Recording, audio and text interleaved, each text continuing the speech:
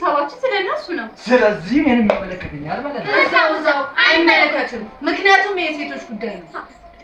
ግን የሴቶች ጉዳይ ተሰብስበን የምናወራው ስለ ወንዶች ነው። በምድሪቷ ወንድ በላይ ችግር አለ? ግላሽ ሀገራዊ የለውጥ ስብሰባ ወርዶ እኛ ቤት ደረሰ።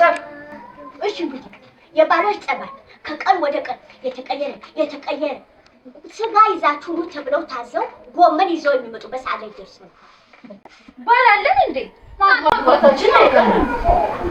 ወደ ስብሰባችን በቃ የሴቶች ጉዳይ ተሰብስበን የምናወራው ስለ ወንዶች ነው። ሀቢቷ ከወንድ በላይ ችግር አለ? ሴቶች ሲሰባሰቡ ወንድን ለማማት ነው የሚለው መጽሐፍ ልክ ነው ማለት ነው። የወንዶች ችግር